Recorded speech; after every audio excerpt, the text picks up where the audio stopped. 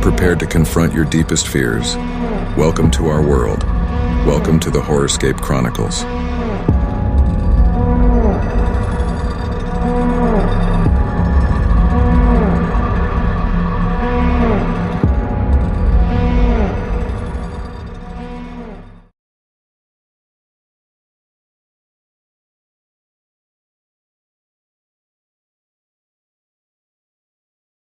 उत्तर प्रदेश के हरदोई जिले के पास एक छोटा सा कस्बा है जहां दशकों से एक हवेली के बारे में अजीब कहानियां सुनाई जाती हैं। यह हवेली अंग्रेजों के जमाने में बनी थी और कभी शानो शौकत की मिसाल मानी जाती थी।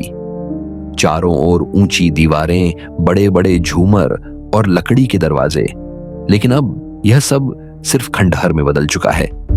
स्थानीय लोग मानते हैं कि हवेली पर किसी तांत्रिक का श्राप है। बुजुर्ग बताते हैं कि यहां कभी एक जमींदार रहता था जो बेहद क्रूर और लालची था। उसने अपने ही मजदूरों पर जुल्म ढाए और कहा जाता है कि एक गरीब परिवार की मौत उसी के हवेली में हुई। तब से हवेली वीरान पड़ी है। यह कहानी 1999 की है। 4 कॉलेज के लड़के लड़कियां राकेश, निखिल, सीमा और प्रिया रोमांच की तलाश में आधी रात को हवेली में जाने का प्लान बनाते हैं।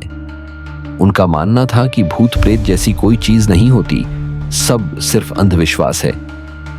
रात के करीब 12 बजे चारों हवेली के टूटे दरवाजे से अंदर दाखिल हुए।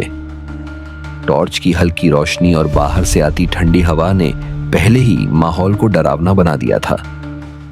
अंदर दाखिल होते ही उन्हें जाले से भरे कमरे, टूटी कुर्सियां और बिखरे सामान दिखे।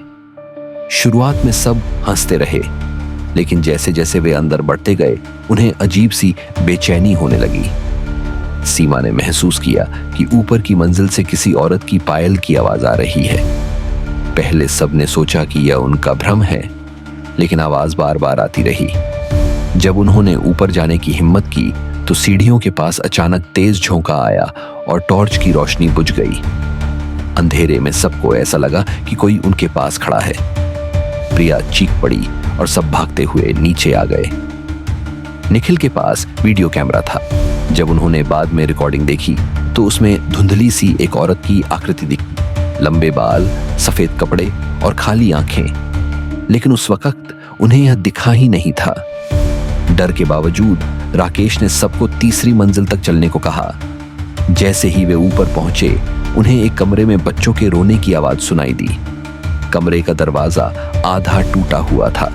जब उन्होंने दरवाजा धक्का देकर खोला तो भीतर किसी ने जोर से बाहर निकलो चिल्लाया। उस आवाज ने सबको हिलाकर रख दिया।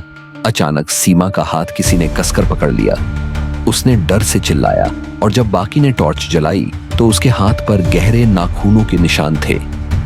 डर के मारे सब भागकर हवेली से बाहर निकले, लेकिन बाहर निकलते वक्त राकेश ने पीछे मुड़कर देखा। ऊपरी मंजिल की खिड़की से वही औरत उन्हें घूर रही थी। अगले दिन जब उन्होंने कैमरा फिर से देखा तो उसमें केवल टूटे फर्नीचर और धुंध दिखाई दी, लेकिन एक फ्रेम में साफ साफ वही औरत कैमरे के ठीक सामने खड़ी दिख रही थी। उस घटना के बाद राकेश महीनों तक बीमार रहा। सीमा के हाथ के निशान आज तक नहीं गए और निखिल, जिसने कैमरा पकड़ा था, मानसिक रूप से अस्थिर हो गया। आज गांव वाले उस हवेली से दूर रहते हैं। उनका कहना है कि वहां हर रात औरतों की चीखें और बच्चों के रोने की आवाज आती है। लोग मानते हैं कि जमींदार का श्राप आज भी हवेली की दीवारों में जिंदा है।